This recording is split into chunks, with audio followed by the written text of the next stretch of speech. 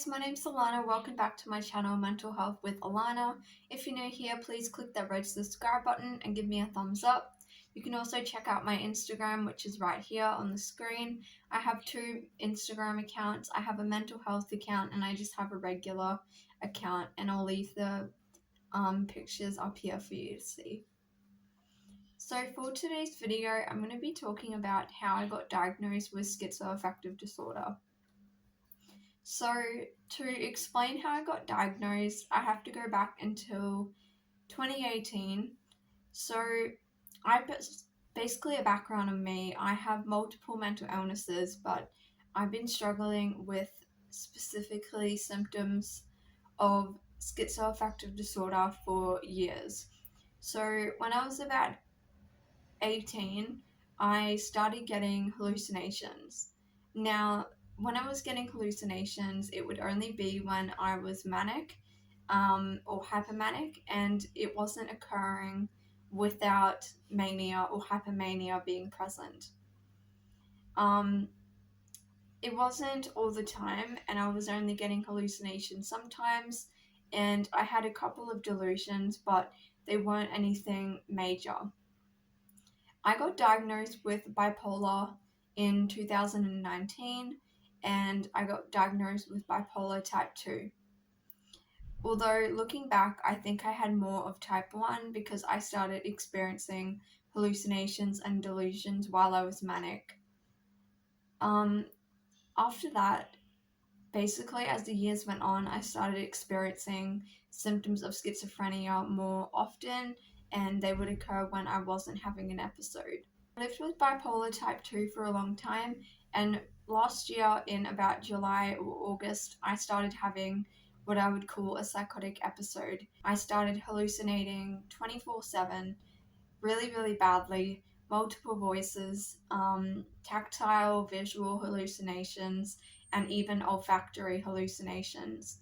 And I started getting really bad delusions around stuff, and this had happened before, but it was really only when I was hypomanic, whereas this was happening without a mood episode. I wasn't depressed and I wasn't hypomanic or manic. This was happening all the time for a few months, and I ended up going inpatient at a private psychiatric hospital to get my medications fixed and to figure out what was going on, because I just wasn't doing well and I wasn't safe at home.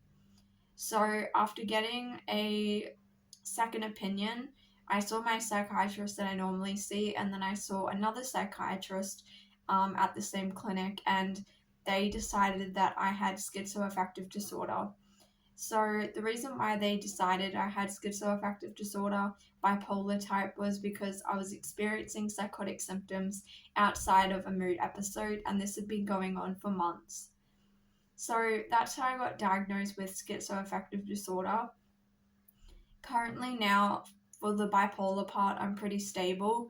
I don't have many episodes because I'm on a mood stabilizer called Epilum, and it's helped me like loads, and it's really reined in a lot of the episodes because I used to get rapid cycling.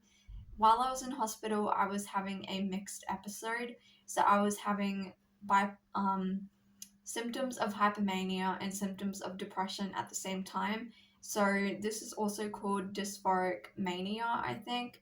And yeah, basically it's just a mixed episode, and even when I came out of the mixed episode, I was still having symptoms of delusions, hallucinations, trouble with my train of thought, cognitive issues, memory loss, all the things that kind of come along with schizoaffective disorder.